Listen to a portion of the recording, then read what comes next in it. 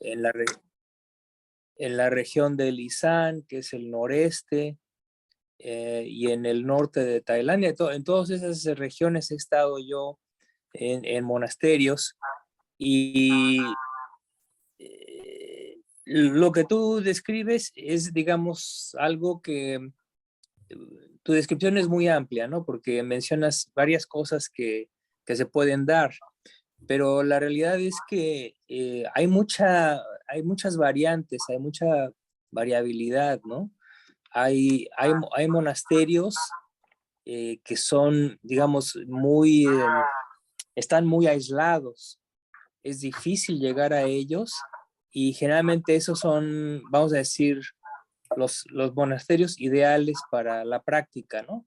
Porque va poca gente a visitar y la gente que va a visitar son laicos, muy comprometidos, muy serios, que su único deseo es practicar, ¿no? Eh, y claro, esos monasterios ya dependen siempre de alguna villa, ¿no? Y esa villa o pueblo idealmente está, digamos, a 1 kilómetro del monasterio o más lejos inclusive, ¿no?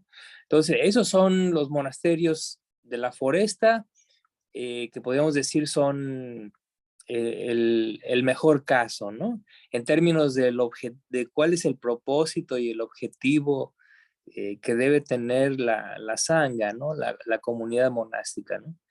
Después, existen una serie de variantes en donde, por ejemplo, hay monasterios, por ejemplo, en Tailandia, que digamos que la función social de esos monasterios consiste en proveer un espacio y proveer toda clase de facilidades para que los laicos puedan ir y llevar a cabo retiros de meditación. Entonces, hay una serie de monasterios en diferentes partes de Tailandia que básicamente ejercen esa función, al tiempo en que los monjes residen ahí y llevan a cabo su práctica. Eso digamos que eh, en esos casos no hay demasiada interferencia, podemos decirlo así, con el ritmo de vida del monje o, o las monjas, ¿no? No hay mucha interferencia y puede ser también un apoyo inclusive para algunos monjes, ¿no? ¿Por qué? Porque el énfasis es muy fuerte en la práctica meditativa, ¿no? Entonces, ese es otro tipo de monasterio, ¿no? Después, por ejemplo, hay monasterios que son centros turísticos, básicamente. Ese es el peor extremo, ¿no? Son monasterios muy llamativos, muy exóticos, en los que hay una serie de atractivos, y principalmente en Bangkok encuentra uno esto, ¿no? Y sin embargo, siendo monasterios, tienen monjes residentes. Entonces, los monjes residentes están sujetos a un constante ir y venir de turistas, ¿no? Es la peor situación. Y generalmente los monjes ahí serían monjes que realmente no tienen tanto interés en la práctica, están ahí por diversas razones, ¿sí? O inclusive también hay monasterios que proveen, digamos, la oportunidad y esto generalmente en las grandes ciudades, monasterios que están ahí para proveer la oportunidad para que la gente tome ordenaciones temporales, que es un fenómeno cultural tailandés, ¿no? Esta cuestión de la ordenación temporal es una cuestión que es integral a la misma sociedad tailandesa, es parte de su cultura. De hecho, se considera que si la persona se ordena, lo típico es durante un retiro de las lluvias, entonces esa persona adquiere un estatus diferente y podemos decir que socialmente más alto que una persona que nunca se haya ordenado. Entonces, la gente, por supuesto, busca esta situación porque mejora su estatus social. Y esa es una realidad y esa es una cosa muy prevalente en todo Tailandia, ¿no? Entonces, básicamente ese sería, hay esos tipos de monasterios que están diseñados no porque sean, no por diseño, sino que digo que están diseñados porque es una forma de hablar, pero esa es la función que ejercen, ¿no? Proveer ese espacio para que pueda haber ordenaciones temporales y nuevamente, pues, tiene ciertos beneficios porque de alguna forma son lugares de entrenamiento para la gente, ¿no? Generalmente son ya sea jóvenes, hombres jóvenes o adultos, y también mujeres, ¿sí? Que pudieran ordenarse en esa temporada de lluvias y tienen un cierto entrenamiento, ¿no? Entonces, los monjes que están ahí precisamente tienen esa función de entrenar, por decirlo así, a estos laicos que se ordenan temporalmente, ¿no? Pero nuevamente, como tú lo mencionas, esos no son los propósitos o los fines últimos que tenía el Buda en mente, ¿no? Cuando diseña la sangha, ¿no? La comunidad y los monasterios, ¿no? Eh, entonces, existen todos esos tipos de variantes, ¿no? De propósitos de los monasterios, ¿no? Y claro, la persona que está interesada en la práctica, en asociarse o inclusive también en apoyar a un buen monasterio, la forma de hacerlo es primero averiguar en qué monasterios hay práctica seria y en cuáles no, ¿no? Entonces, hay monasterios que se hacen de una cierta reputación, ¿no? Por ejemplo, los monasterios del linaje de Ajahn Chah. Los monasterios del linaje de Ajahn Chah ya tienen la reputación de ser muy estrictos y están, digamos que, encaminados a favorecer la práctica seria de los monjes, ¿no? Entonces no dan tantas facilidades a los laicos, ¿no? Si un laico quiere ir en Tailandia a un monasterio del linaje de Ajahn Chah, se la ponen muy difícil. De entrada, el límite de tiempo de visita es 3 días. Si la persona desea permanecer más de 3 días, entonces tiene que raparse la cabeza, ¿no? Entonces, ese es el gran filtro, ¿no? La mayoría de la gente va a 3 días y no más, porque de permanecer más tiempo tendrían que raparse y eso la gente no. Entonces, en ese sentido son muy estrictos porque aplican ese tipo de filtros, ¿no? Y por supuesto, después viene el aspecto de los preceptos, ¿no? Entonces, en muchos monasterios conviven, digamos, laicos con monjes, en donde los laicos solamente siguen 5 preceptos. Pero en los monasterios del linaje de Ajahn Chah, todo laico debe seguir 8 preceptos, ¿no? Entonces, ya ahí hay grandes diferencias. Ahora, hay otro aspecto también que es muy interesante y que se menciona en el capítulo 2, que es las 2 sectas que hay en Tailandia, la secta Maha Nikaya y la secta Dhammayut. Entonces, los monasterios del linaje de Ajahn Chah son Maha Nikaya, digamos el linaje más antiguo, y los Dhammayut son digamos, los monjes del rey, ¿no? Los monjes que tienen el apoyo de la casa real. Y claro, si leyeron el capítulo se darán cuenta de que eso nace precisamente a partir de una reforma que pretende hacer que los monjes adopten el Vinaya, las reglas monásticas, y entonces cuando nacieron esos monasterios, con apoyo de la Casa Real, fueron monasterios muy estrictos en donde la prioridad era la práctica y seguir el Vinaya, ¿no? Y claro, esto continuó hasta cierta forma hasta nuestros días, aunque a través del tiempo ha habido también algo de degeneración, por decirlo así, en los monasterios Damayut. Pero bueno, entonces, en general, desde luego los monasterios Damayut son mucho menos numerosos, ¿no? La proporción con respecto a Maha Nikkai, no sé, debe ser algo así como Maha Nikkai 80% en todo Tailandia y Damayut 20%, ¿no? Entonces son una minoría,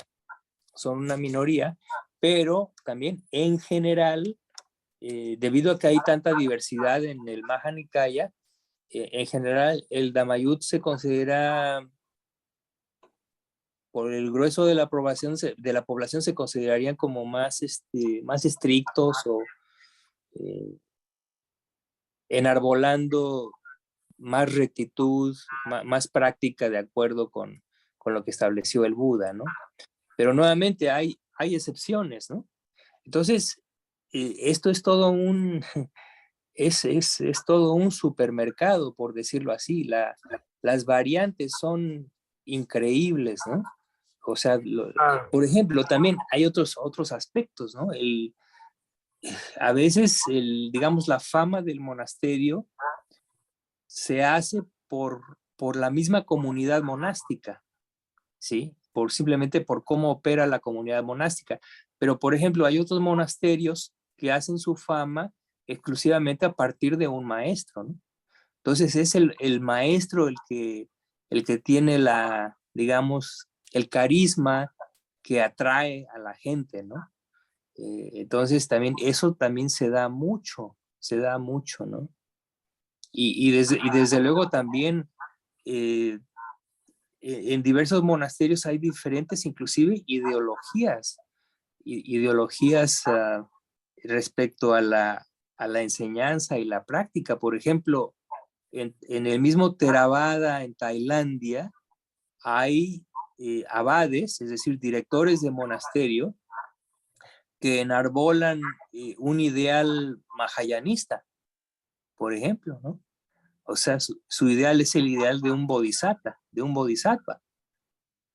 que es un ideal típico mahayanista, aunque en Theravada, estrictamente hablando, en Theravada, no es algo no es algo prohibido, ¿no? Pero sí es algo altamente inusual que haya monasterios con abades que tienen ese tipo de ideología, ¿no? Entonces también eso se encuentra en Tailandia, ¿no? Ahora, Miguel, es bien interesante, en mi caso me resulta interesante e importante, porque, a ver, tengo otra pregunta, si no hay otra pregunta por ahí, si no me espero.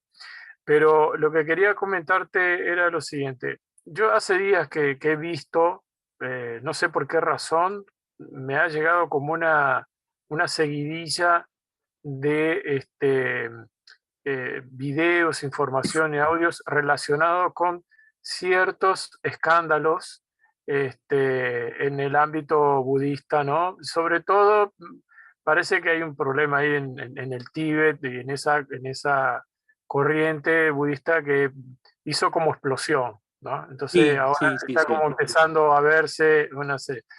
Y yo pensaba, ¿no? Eso me ha sensibilizado porque, claro, uno, aunque no quiera, idealiza muchas veces Sí, al maestro o a su tradición o lo que sea, ¿no? Y, y yo me puse a pensar, ¿no? Que lo difícil que es encontrar al maestro, ¿no? Lo pequeño que es la sanga del Buda. lo pequeño, que es lo difícil de encontrar. Y quiero atar esto con una pregunta que la dejo en el aire, si no hay otra pregunta la contesta y si no, no importa porque no es tan importante. Porque se dice que Ajahn Chah, mucha gente dice que era un araján, ¿no? Que tenía todos los rasgos y todas las características y comportamientos de un araján. Y a medida que voy leyendo este texto, hay algunas señales que pareciera ser que, ¿no?, muestra desde su inicio algunas cosas interesantes. Por ejemplo, esto de que desde pequeño tiene la obsesión por ordenarse y por el monacato, ¿no? Que se le adjudica a varias cosas, digo, pero que en definitiva termina concretándose. Y también a la vez esa persecución que le hace el celibato a él, ¿no? O sea, porque como que de alguna manera no puede escapar a ese destino que es la fuga de la sensualidad sexual, y todo, porque Sí, no le termina de cuadrar, se le escapa, ¿no? Por alguna circunstancia él siempre termina como impedido o fuera.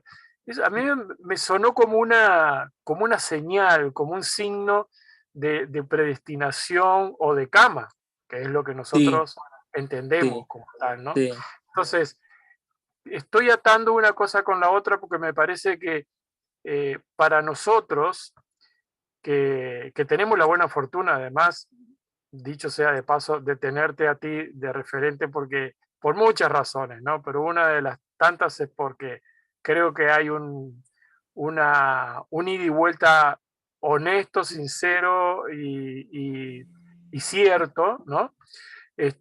Pero lo difícil que es en darse cuenta sí, del maestro, ¿no? O sea, sí, sí, sí,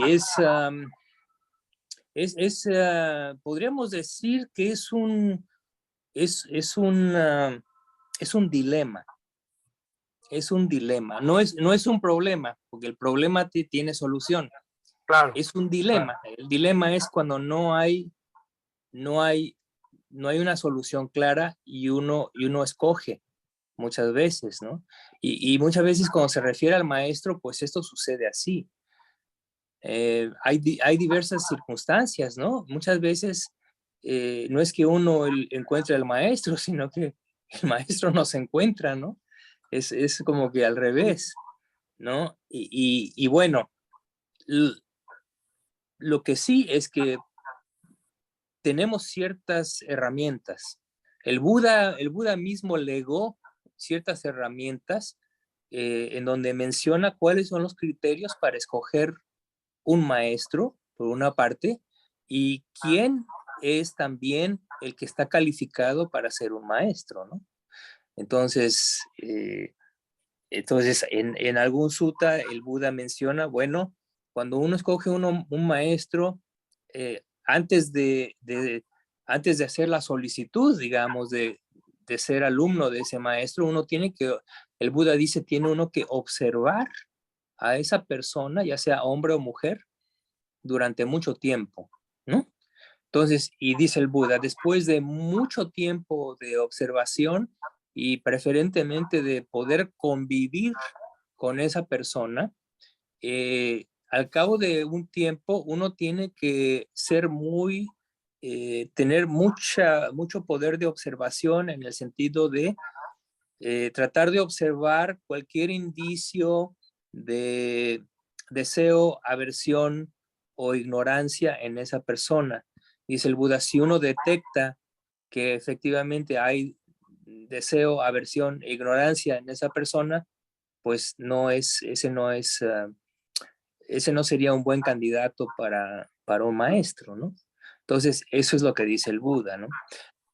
Por otra parte, y en una forma un poquito contradictoria, podríamos decirlo, en otro sutta, el Buda declara que eh,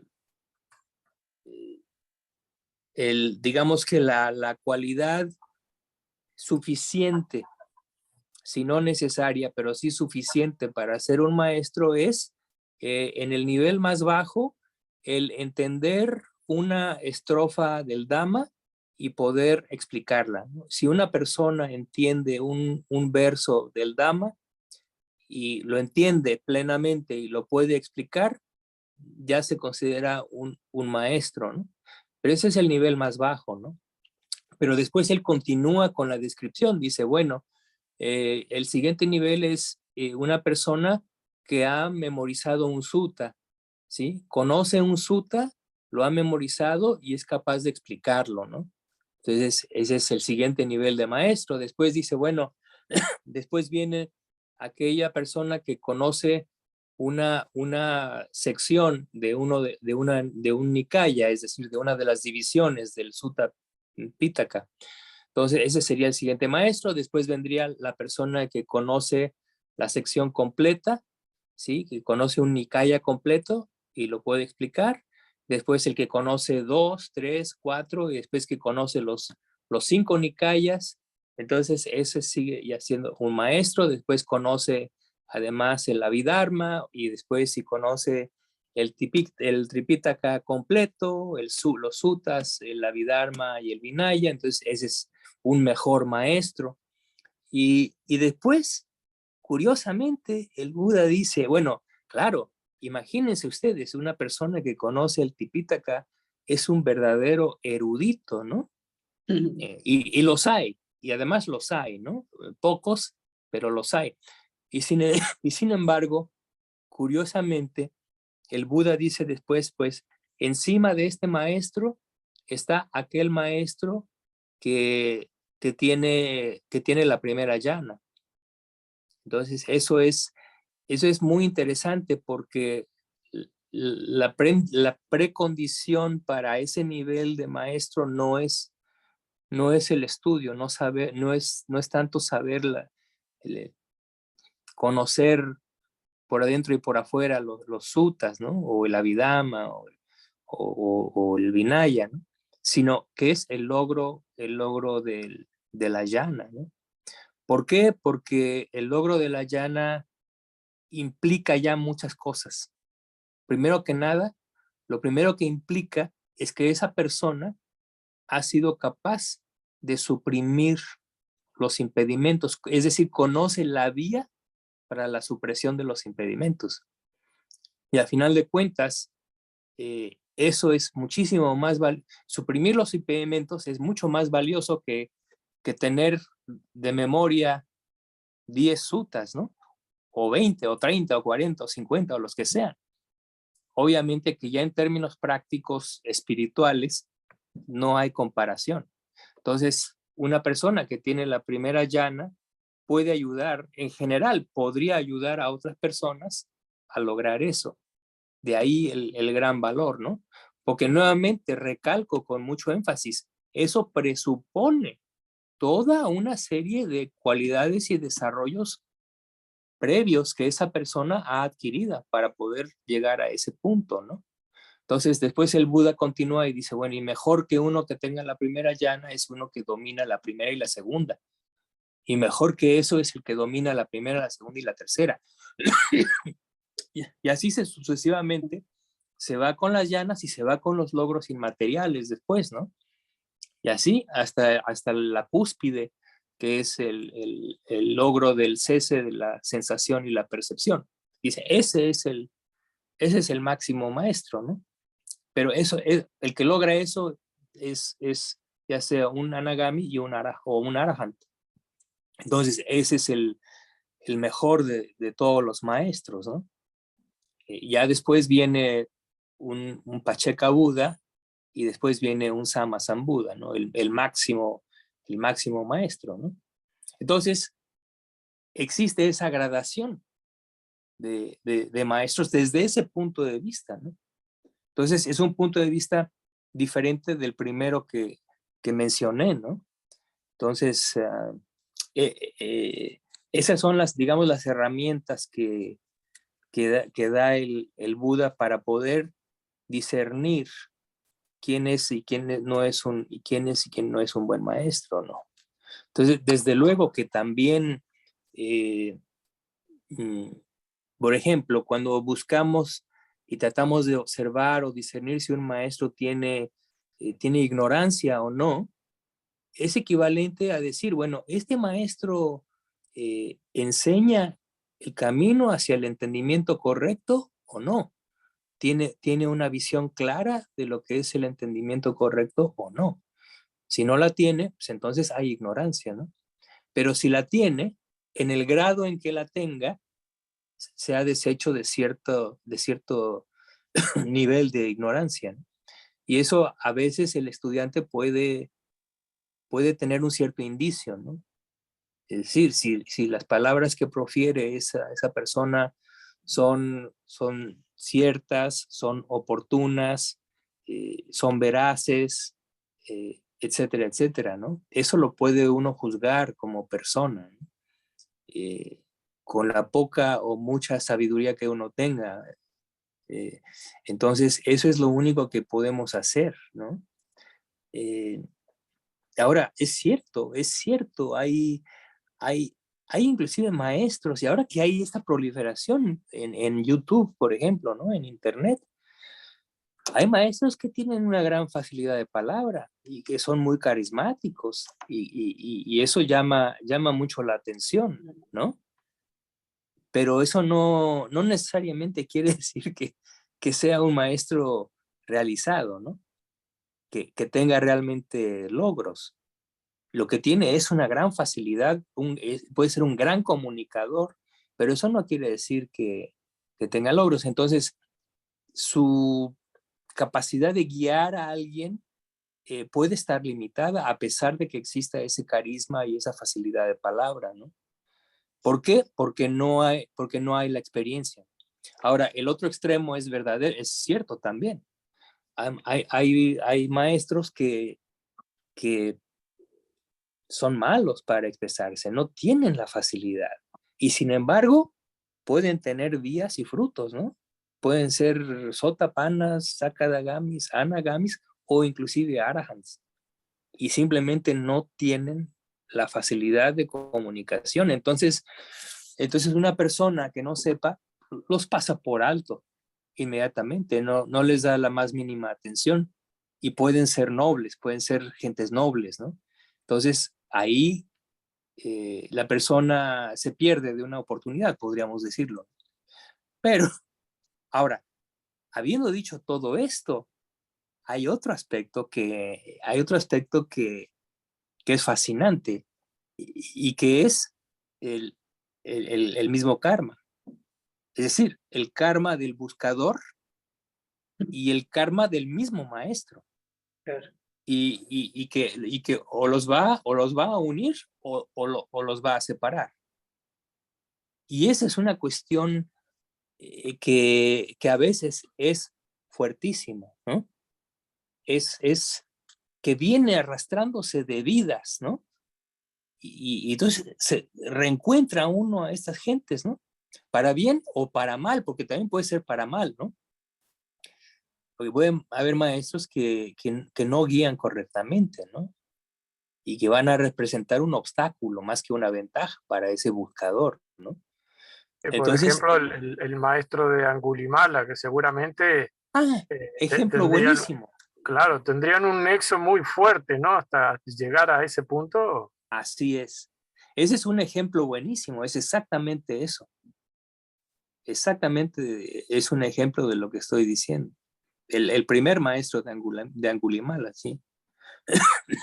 Y bueno, y para nosotros, eh, en cierta forma, bueno, aquí les voy a contestar, les voy a platicar una anécdota de que platicaba el maestro Gunaratana, que es un excelente maestro del Dhamma, eh, ya con mucha antigüedad, una gran reputación. Y él cuando yo primero lo conocí, hace décadas, fue mi primer maestro. Y él que no tenía muchos años de haber llegado a América, de Sri Lanka. Entonces, pero ya se había establecido en un monasterio, ya tenía un gran dominio del inglés, tenía un posgrado en la American University, en fin. Y él solía decir, dice, el problema aquí con traer el budismo al occidente, dice, es que los occidentales, dice, son, dice, es como, ellos tienen, uno encuentra, dice, aquí en Norteamérica, esta cuestión de los supermercados, ¿no? Ahí es donde va la gente a comprar su comida y eso. Y eso, pues en aquel tiempo, en Sri Lanka, en un pequeño pueblo de Sri Lanka, pues eso no existe. Entonces, cuando él llegó a América, él vio eso y entonces vio la analogía, ¿no? Los occidentales son como gente que van al supermercado y tienen una gran variedad para escoger productos y entonces escogen escogen otro al antojo. Y ese es un problema porque entonces la gente se pasa picando de aquí un poco, luego de allá otro poco y otro acá otro poco. Y eso es en el detrimento de esa persona. ¿Por qué? Porque nunca se compromete con algo y se la vive simplemente satisfaciendo su deseo. A final de cuentas, ese tipo de acción es de una persona deseosa, ¿no? Que desea satisfacción inmediata, ¿no? Entonces, dice, ese fenómeno, dice, es muy común en Occidente. Y dice, en aquel tiempo él nos prevenía. Tengan mucho cuidado con esto, ¿no? Entonces, sí, hay una gran variedad, hay mucha oferta, pero ustedes eventualmente van a tener que hacer una decisión. Tomen la decisión y una vez que la tomen, comprométanse 100%, ¿no? Ese era su consejo, ¿no? Ese era su consejo. Digamos, desde desde las variedades de budismo, desde las diferentes escuelas, hasta inclusive dentro del Theravada, ¿verdad? Las variaciones que hay en cuanto a maestros, ¿no? Entonces, es un consejo muy, muy interesante que eventualmente yo también apliqué porque me vi en esa situación, ¿sí? Estaba este maestro, este otro, Finalmente dije, no, el venerable Sona es mi maestro y ahí me voy, y ahí me fui, ¿no? Y claro, pues fue algo fructífero, ¿no? Por lo menos personalmente fue fructífero. Es un buen consejo eso, ¿no? Miguel, Sí, una María, consulta. sí. Ahora cuando Edgardo decía de idealizamos a Yanchá, ¿no? Al maestro, el mismo Yanchá dice, no es un paseo tranquilo el Dhamma, uno sufre. Me pareció muy interesante toda esta parte cuando él cuenta todos los obstáculos. Y por más que hayan pasado 100 y pico de años, nosotros estamos, al menos al leerlo, yo me siento como que identificada con cositas que él decía y con cositas que le pasaron, porque de niño, de joven, le virlaron la novia, después cuando murió la mamá de su compañero monje, la esposa se le metió en la cama, cuando, Sí. cuando fue a un lugar que estaban las prostitutas y la anécdota de los fideos, Sí, buenísimo. le hacía agua a la boca, no podía dormir, pensaba tanto mucho en la comida. Entonces, es como, no sé, Es muy humano en cierta sí, forma, ¿no? muy cercano, muy Muy real. cercano al nuestro, sí. Sí, todos esos obstáculos son muy reales. Hasta Sí, que después dijo que no practicaba, que solo la fe, que él tenía solo su fe y veía pasar a los monjes que venían y se iban, y él decía, no entendieron nada. Él ya había así es. entendido, ahí ya había Sí, entendido. sí. Sí, a mí lo que me impresionó mucho fue, por ejemplo, su batalla con el miedo a los espíritus, ¿no? Sí, cuando se Una recoge. cosa muy particular que nuevamente para nosotros los occidentales decimos, ay, eso qué, ¿no? Pero no, para un tailandés es una cosa, es un obstáculo que es una barrera casi infranqueable, ¿no? Y la descripción que hace Ajahn Yayasaro, el autor del libro, la descripción que hace del drama, ¿no? Que sufre Ajahn Chah durante esas noches en que se va al cementerio, ¿no? Donde creman a los muertos, ¿no? Y esa experiencia de pasar esas noches ahí es muy, muy dramática, ¿no? Y realmente da a entender el grado de determinación que se tiene que tener para practicar el Dhamma, ¿no? Claro. Y eso es verdad, porque, pero él mismo, lo interesante es que él mismo toma la decisión de exponerse a sus mismas impurezas, ¿no? Claro. Y digo, por lo menos en Theravada, en la tradición de la foresta, digamos que es una metodología que es comúnmente aceptada, ¿no? El monje se pone a merced de ese tipo de dificultades, ¿no? Yo recuerdo cuando fui monje, como después de un año, año y medio, 2 años casi, un día el venerable Sona me dijo, no te quiero ver aquí en una semana, no quiero verte aquí, toma agua, miel y chocolate negro, porque esas son cosas que son requisitos que le llamamos requisitos de una semana. Es decir, se ofrecen y la duración de la ofrenda dura una semana, después caduca y ya no puede uno consumirlos. Entonces, ese era el periodo de tiempo y me dijo, no quiero verte. Y yo me quedé así con los ojos de plato. Dije, bueno, ¿y qué? ¿Y qué?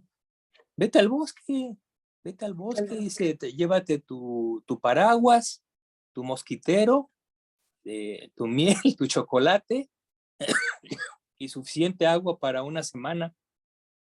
Ay, a ver, así nada más, y se dio la vuelta y ya. Y bueno, pues vamos. Y ya, y lo mismo, todas las cosas que describe Ajahn Chah, ¿no? Que pasan por su mente, las mismas cosas pasaban por mi mente. Todavía no había yo iniciado, digamos, la marcha, que ya estaba yo pensando, ¿me pondré en un lugar que esté cerca del monasterio o no tan cerca?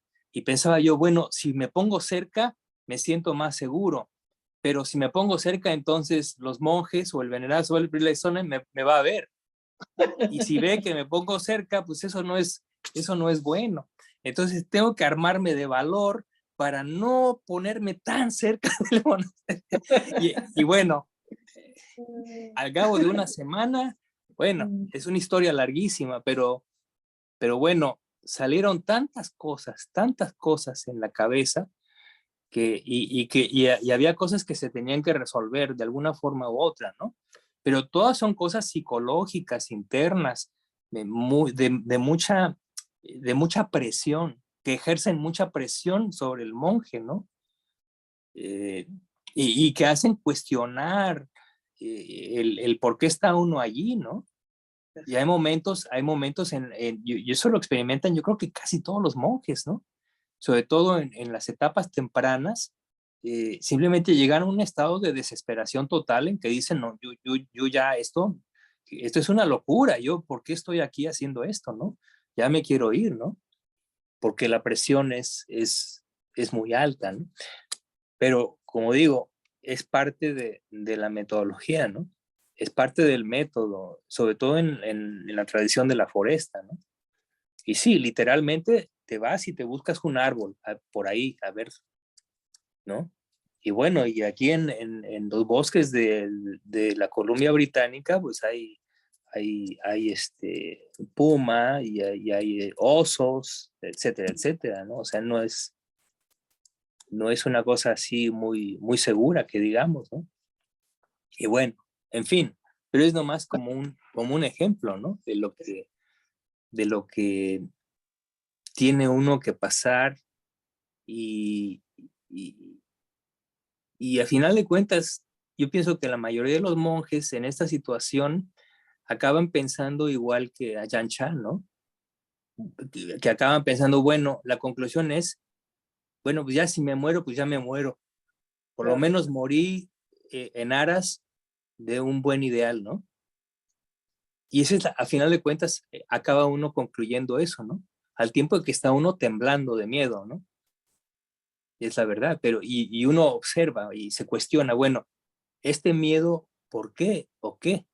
Y se da uno cuenta, bueno, este miedo es porque tiene uno la raíz de la aversión. La raíz de la aversión está ahí en la mente y por eso tengo este miedo. Y eso es lo que trato de quitarme, ¿no? Y es una lucha muy difícil, muy, muy difícil, ¿no? Sí. Y bueno, es una verdadera aventura, ¿no? Pero también no solo para los monjes, debe ser una aventura también para los laicos, porque a final de cuentas, el laico tiene que hacer exactamente lo mismo que los monjes y las monjas. Es lo mismo, no hay diferencia de lo que tienen que hacer. Tienen que hacer lo mismo, lo único que cambia son las circunstancias, ¿no? El ambiente, las circunstancias, el medio. Y claro, desde luego, no hay duda, la vida monástica es mucho más conducente porque está diseñada para eso, ¿no? La vida de laico, como dice el Buda, es una vida polvosa, cercana a las impurezas, promueve las impurezas, etcétera, etcétera. Es mucho más difícil. Es mucho más difícil cuando el objetivo es la liberación, ¿no? Pero no imposible. Y también hay otro detalle, y esto es una cuestión, regreso a lo mismo que decía yo hace rato, la cuestión kármica. Se pueden dar casos en que el laico, de hecho, tiene condiciones mejores que muchísimos monjes. Eso es posible. Y también se da el caso de monjes que no florecen en el ambiente monástico. Simplemente no va, no encaja, ¿no? Y por eso decía mi maestro, el venerable Sorna, decía, hay laicos que están muy bien como laicos, deben permanecer así. Y dice, hay laicos que deberían ser monjes. Ese es el segundo tipo, ¿no? El primero es, hay laicos que deben ser laicos. El otro es, hay laicos que deberían ser monjes y están desperdiciando su oportunidad al mantenerse como laicos. Y luego decía, hay monjes que están perfectamente adecuados a la vida monástica y deben permanecer así, ¿no? Pero también hay monjes que no deberían ser monjes, que tendrían mucho más progreso si fueran laicos. Entonces, hay esas cuatro situaciones, ¿no? Hay esas cuatro situaciones. Ahora, si uno tiene la oportunidad, es posible, entonces uno puede, como laico, uno solamente conoce eso, la vida del laico, ¿no? Pero si tuviera la oportunidad, ordenarse, aunque sea temporalmente, le da a la persona una visión más completa, porque ahora ya conoce los dos mundos. Entonces, conoce los dos mundos y puede medir si efectivamente está bien como monje o monja, o está mejor como laico o laica. Entonces es interesante. Y por esa razón, precisamente, también es que en Tailandia se promueve mucho la cuestión de la ordenación temporal. No solamente por el hecho de que es meritorio, sino también por el hecho de que le da la oportunidad a la persona de saber si realmente eso sería lo más adecuado. Abre esa oportunidad. Entonces, muchísima gente toma esa oportunidad y algunos, por supuesto, se dan cuenta rápidamente que eso es lo que estaban buscando y se quedan ya como monjes, ya no ya no regresan a la vida laica después del retiro de las lluvias, sino que ya se quedan ahí. Es interesante, es muy interesante. Soledad tiene una pregunta. Sí, adelante. Hola, Miguel. Bueno, muchas de las cosas que te iba a comentar ya las fuiste diciendo, porque a mí el libro me tiene fascinada. Yo sí creo que era un Araham. Sí. Y lo siento, no me digas por qué, pero bueno, es una cosa, porque yo lo que veo que él evidentemente tenía un karma que lo impulsó de una manera impresionante, porque él ya con 29 años, él había estudiado y él, como vos decís, tomó la determinación de que tenía que dar un paso más y se fue de Tudón. Sí. Y en cada iba a los maestros como, bueno, cuando le vio lo de los mensajeros de la muerte, el sentido de urgencia, y él tenía sus dudas, pero iba a los maestros, que él considera maestro, pero se quedaba, por ejemplo, con Luang Por Moon, se quedó 2 días, Sí. que fue el que le abrió los ojos en cuanto a, porque él estaba muy, muy apegado a cumplir el Vinaya. Y, Sí. veía que era dificilísimo, pero es. cuando le dijo que se apegara a los guardianes del mundo, a Giri y Otapa, o sea, ¿no? Como Así que es. enseguida, y se iba y se quería como exponer, él se exponía continuamente a los límites, y eso es lo que yo siento también que un laico tiene que hacer, o hace cuando va a un retiro. Claro. ¿No? Que tiene claro. que ir dando un paso más, porque como que ves que no es suficiente, como que te tenés que poner a prueba, ¿no? Pero claro, él, del año, cuando tenía 29, y él prácticamente a los 7 años, ya regresó para poner su monasterio, o sea, fue con una velocidad, que esto viene de vidas, de su karma. Claro, impresionante. Claro. Y todo es un aprendizaje, porque a mí me fascinó el hecho, porque me identifiqué pila cuando fue y que le mandó el maestro le mandó a coser un hábito, y él pensaba todo el tiempo que lo quería terminar rápido porque él quería meditar, lo tenía. Y claro, el maestro sabio le dijo, y después de que termines esto, ¿qué vas a hacer? Bueno, y después de que termines esto, o sea, y me encantó eso de que nunca hagas nada para terminar. Claro. Porque es verdad. Terminás y al final empezás con otra cosa. Entonces, claro. maravilloso. Pero él era sabio. Él era una sabiduría fuera de lo normal. O sea, yo qué sé, es emocionante todo lo que cuenta, y además después, como dice que en su primera biografía, él quiso que pusiera la lucha que tuvo con la lujuria él, ¿no? Porque él quería que viera lo humano también que era, ¿no? Me pareció todo, ¿no? Pero también veo lo que tú decís, que el karma es muy importante, y exponerse, él cuando se ponía a los límites. Claro, y bueno, ya que lo mencionas, efectivamente lo mencionaste, en el caso de los laicos, es muy aconsejable precisamente empujar cerca de los límites del mismo laico, ¿sí? Es decir, hay un sinnúmero de prácticas que podemos ejercer, que podemos llevar a cabo, que no van a ser fáciles, pero que nos mantienen en ese estado de tensión y de esfuerzo, ¿no? Y de mantener una determinación, ¿no? Entonces, por eso, por ejemplo, el Buda recomendaba a los laicos tener la observancia del Upósata, por ejemplo. Ese es un recurso buenísimo para los laicos, ¿no? Que no todos los laicos están listos para llevarla a cabo en forma completa, ¿no? Entonces, digamos que la práctica más estricta es que durante la luna llena, la luna nueva y los 2 cuartos, uno sigue 8 preceptos, ¿no? Y se abstiene, al llevar los 8 preceptos, se abstiene uno de distracciones. y come uno una comida al día, digo, antes del mediodía, etcétera, etcétera, los 8 preceptos. Eso es un gran reto.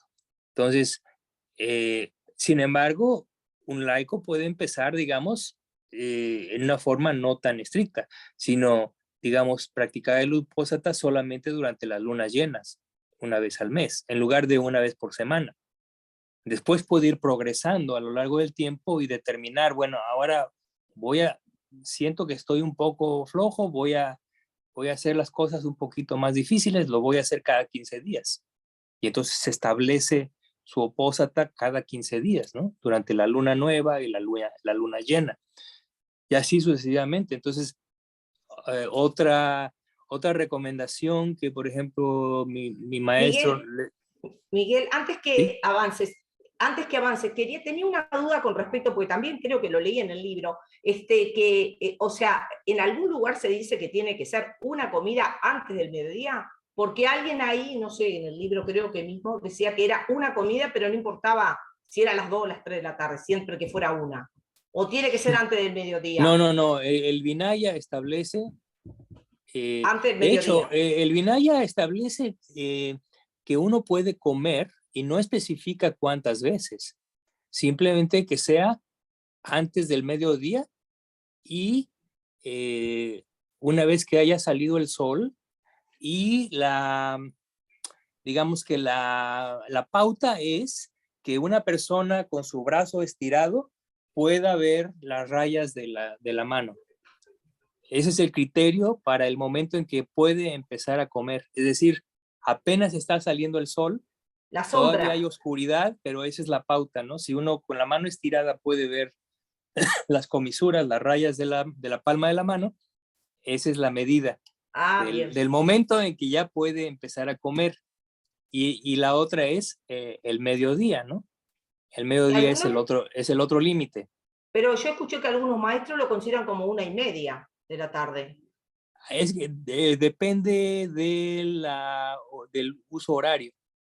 Ya sabes que ahora en estas épocas está el horario de verano y el horario de invierno y hay cambios. Entonces, en general se acepta este tipo de situación, ¿no? Con el cambio de horario, bueno, pues se extiende 1 hora más la posibilidad para comer. Ahora, repito, el Vinaya para los monjes y monjas dice que la comida está entre estos dos límites, pero puede comer en teoría cualquier número de veces, ¿no? Lo más común es, hacen un pequeño desayuno, como a las 7 de la mañana, digamos, y luego hacen la comida principal a las 11. Es lo típico. Ahora, eso de la comida solamente una vez al día es una de las dutangas. Es una práctica ascética específica que el Buda le permitió a los monjes y las monjas si lo desean. Ahora, cabe mencionar, hay monasterios, generalmente los de Tailandia, y los más estrictos, en los que solamente hay una comida al día, punto. No hay desayuno. Es una característica ¿no? El de Luang Por, ¿no? Así es, así es. Es así, Él una así sola lo vez. él así lo establece, sí. Sí. Una comida al día, punto, no hay discusión. Otra es solamente 3 túnicas, la superior, la inferior y la que va encima de todas. No, a pesar de que el Buda permite que el monje y la monja pueden tener las túnicas necesarias, 3 juegos, por ejemplo, o generalmente 2 juegos, uno que usa normalmente y el otro lo usa cuando está lavando las otras, ¿no? Pero hay monasterios como el de Ajahn Chah que el monje y la monja solamente puede usar un juego, nada más. En fin, existen estas variantes, ¿no? Sí. Bueno, ya estamos cortos de tiempo. Si tuvieran alguna pregunta rápida, tal vez la pudiéramos abordar. Tengo una, Miguel. Venga. Pero venga. la podemos dejar no, sé breve. planteada. En relación a esto que mencionaste, que me pareció interesantísimo, que tiene que ver con las 4 situaciones de práctica de los individuos, el laico, el laico monje, el monje laico, ¿no? Me viene a la mente una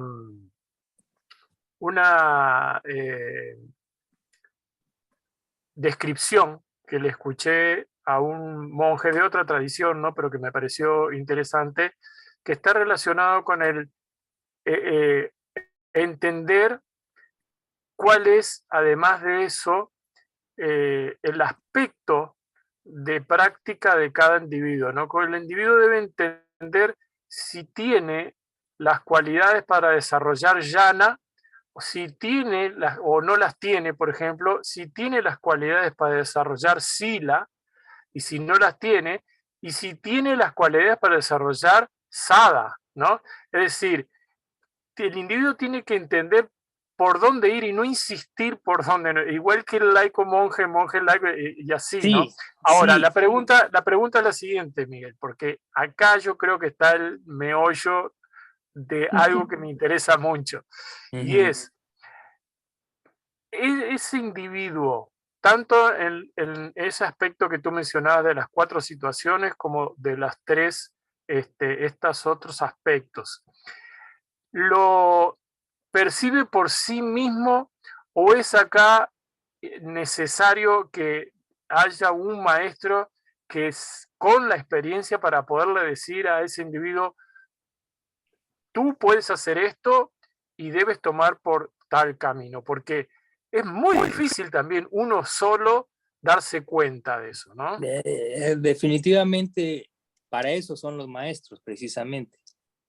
Pero aquí el problema es que el maestro tiene que conocer, así como el alumno debe conocer bien al maestro, el maestro debe conocer bien al alumno antes de hacer cierto tipo de sugerencias, ¿no? Digo, Ahora, el maestro puede mencionar principios generales, ¿no? Cuando no conoce muy bien al alumno, puede compartir con el alumno principios generales, pero no al grado de decir esto es lo que tienes que hacer, ¿no? Si lo conoce bien, entonces claro que sí, puede definitivamente hacer hincapié en que esa persona debe hacer esto y esto y esto, ¿no? Entonces claro, porque mucho depende de la relación maestro-alumno.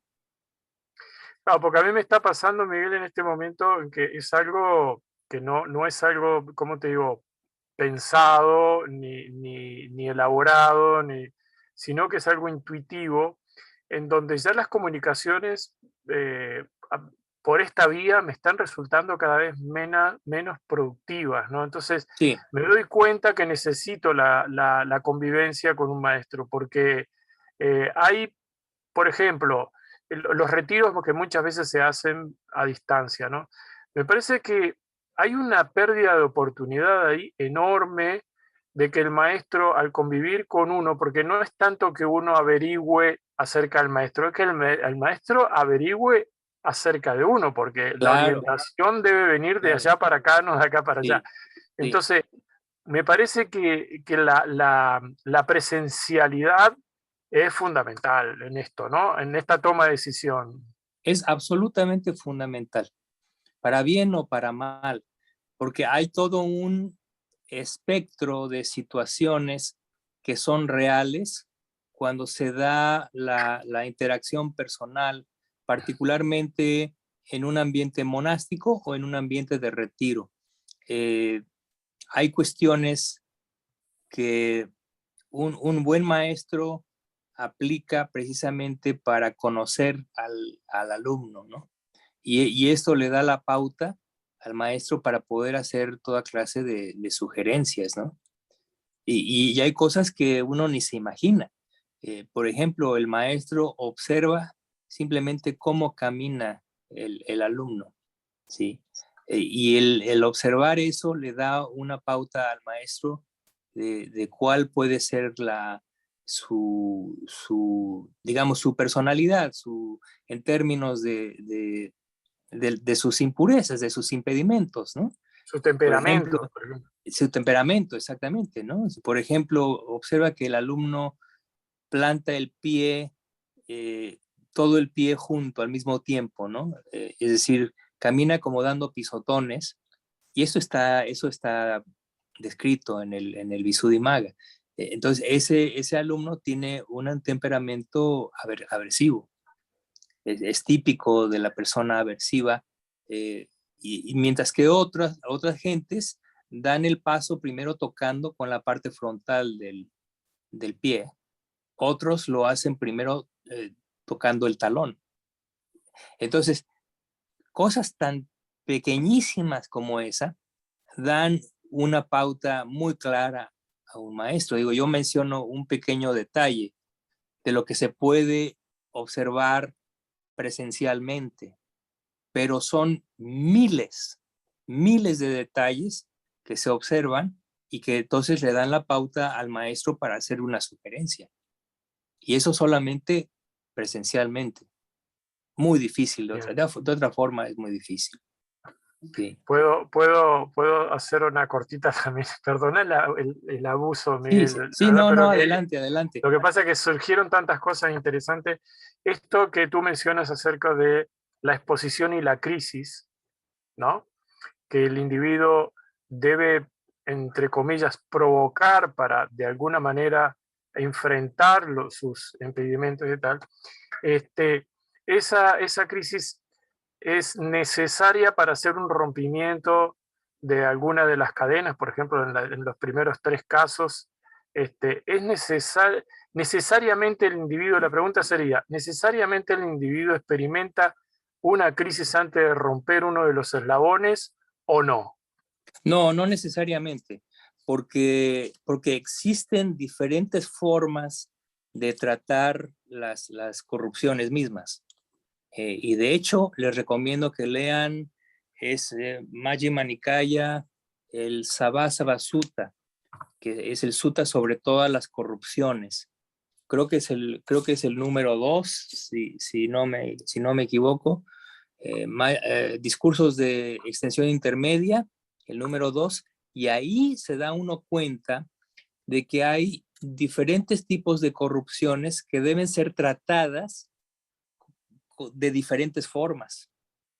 Entonces, hay corrupciones que deben tratarse con supresión, por ejemplo. Hay otras que tienen que tratarse a través del razonamiento. Hay otras que tienen que tratarse a partir, en base a la repetición de ciertas prácticas. Entonces, pero el Buda da la pauta muy clara. Por eso es uno de los discursos más importantes para la persona que está tratando de purificarse, ¿no? Es una cosa que es un excelente andamiaje, clarifica mucho qué cosa es lo qué es esto y qué es lo otro y cómo debe uno proceder. Entonces, eso es muy necesario. Al Entonces, abandono también. Miguel, al abandono también. Sí, Al sí, sí. abandono de la situación cuando no podés con ella. Sí, así es. Entonces, a veces hay que abandonar, a veces hay que ir hacia aquello, y de hecho, bueno, hay muchas pautas, muchas prácticas. Cuando hablamos de exponerse, de que el practicante se expone para poder enfrentar las impurezas o las corrupciones, ese exponerse toma muchas formas, puede tomar muchas formas, ¿no? Por ejemplo, para cierta persona puede ser muy saludable hacer práctica, por ejemplo, la práctica de no acostarse, de dormir sentado por un cierto periodo, ¿no? O sea, la persona hace una determinación y dice, durante este fin de semana o durante 3 días o el tiempo que sea, me voy a abstener de dormir acostado. ¿Y cuál es la finalidad de esa práctica? La finalidad de esa práctica es para una persona que adolece mucho de letargo y torpeza mental. Entonces, esa persona le hace mucho beneficio esa práctica. Pero, por ejemplo, si la persona tiene un temperamento aversivo, no es una práctica recomendable. porque lo único que va a hacer esa práctica es incrementar la aversión de la persona. Entonces, desgraciadamente, no hay una pauta única, porque cada persona es única. Entonces, un buen maestro es aquel que tiene experiencia, por supuesto, la experiencia consigo mismo, pero también la experiencia de haber dirigido, ayudado y observado mucho a muchas personas, ¿no? Entonces, en eso consiste el acervo de ese maestro, ¿no? Entonces, esa es la situación. Gracias. Ujú.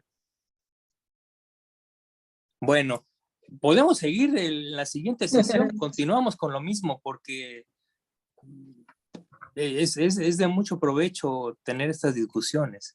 Sin duda, sin duda que sí. Gracias. Bueno, Bueno, muchísimas gracias, Miguel. continuamos como siempre. entonces en 2 semanas. Que esté muy bien. Gracias, Muchas Miguel. gracias, Miguel. Luego. Buen descanso. Que Gracias. todos estén bien.